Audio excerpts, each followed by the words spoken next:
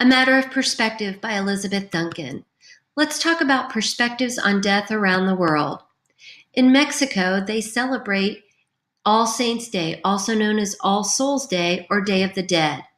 This is a holiday in the Roman Catholic religion, and it's celebrated on November 1st and 2nd every year.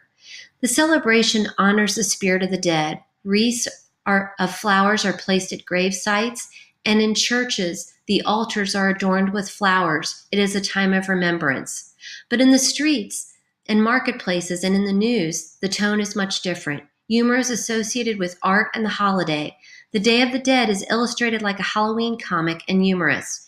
Death is made humorous with candies made to look like skeleton figures with the thought that death is sweet as candy. The press makes it humorous in the pictures they draw of smiling skeletons, and bands play in the streets with band members dressed like skeletons. A brief description and visual example. The values and beliefs show what is happening here is to be in the here and now and be happy, but it is also to honor their loved ones who have left them. The creative work below sends the message and idea to the Mexican people that portrays death as not an end, but a way to look at life in a different way and to smile.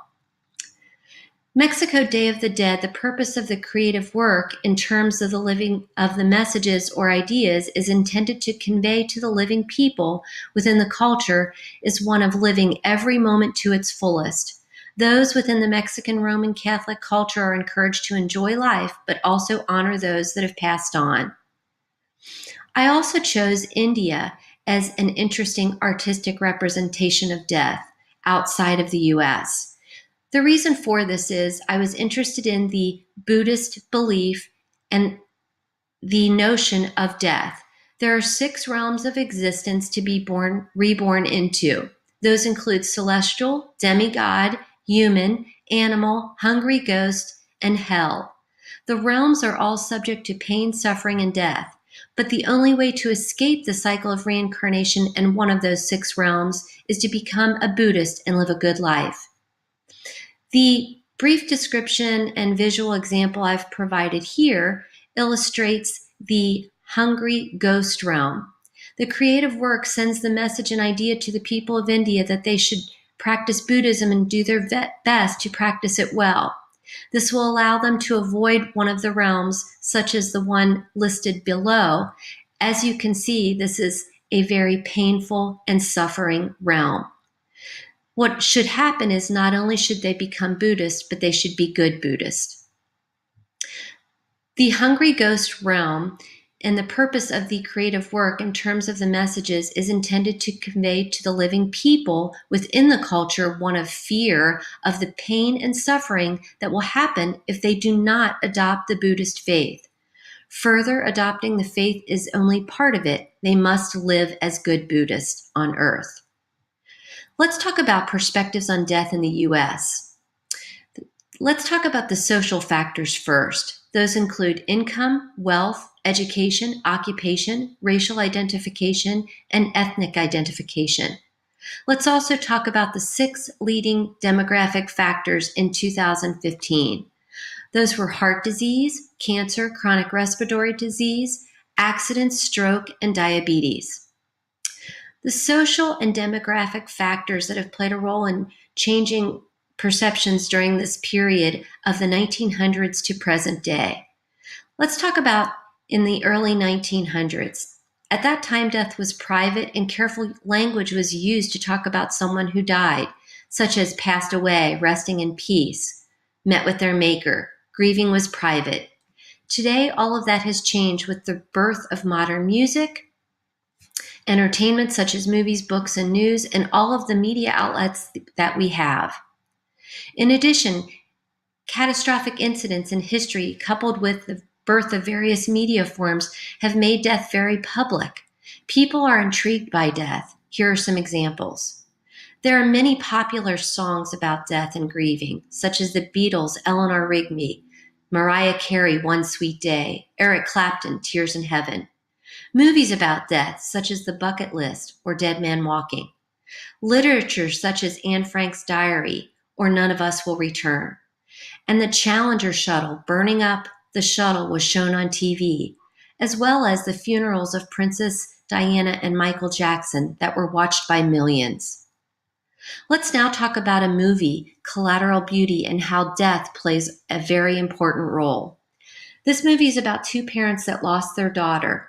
The mother moves on and tries to counsel parents about accepting their children's death, but the father, Howard, played by Will Smith, cannot move on. The loss of his daughter is destroying every facet of his life. It destroyed his marriage and is close to destroying his career and company that he built. Howard's colleagues pay an actor to play death, as well as two others to play love and time. Helen Mirren and two other actors play the roles. Helen's role is of death, by far the best and most important of the movie. She visits Howard regularly and tells him stories about death and not fearing it or resenting it for his daughter and the importance of grieving and living life.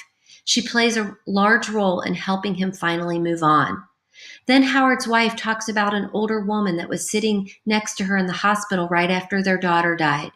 She told the grieving mother not to forget about Collateral Beauty. This woman was Helen Mirren's character. She may have really been death after all. Death, played by Helen Mirren, represents the acceptance of death and that it's okay to mourn and move on. Death is part of the mortality that needs to be accepted regardless of the age of the deceased.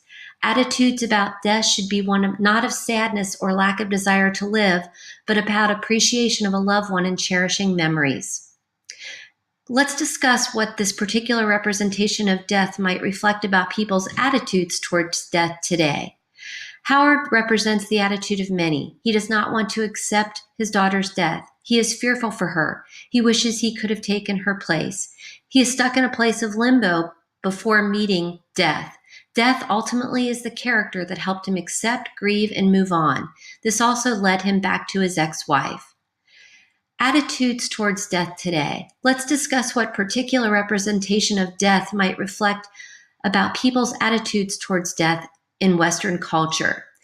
The Western culture is a denying culture towards death. Death is rarely talked about openly. Instead, people are afraid and attach fearful meaning to it. Here's what's odd about that. While we don't discuss it openly, and many of us use terms such as passing away, departed, and resting in peace still, we are obsessed with it in culture today. Although we want the latest medical advancements to prolong the inevitable, and that is accepting our mortality. Social media, the internet, nightly news, movies, books, all cover gory details about death. We as a society can't get enough of it. Let's discuss the issues related to death and mortality that people in the healthcare field need to be aware of.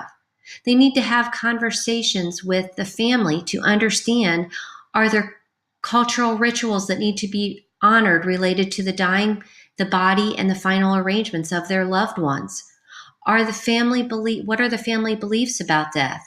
Are there specific roles of family related to handling arrangements? And who should doctors' test results and diagnosis with the family be shared with? Are there specific situations related to their beliefs that would be difficult for them to cope with, such as death of a child or suicide? Healthcare professionals need to be in tune with this sensitivity around death and have general knowledge around the questions that they need to ask, because they cannot be experts about every religious belief and traditions.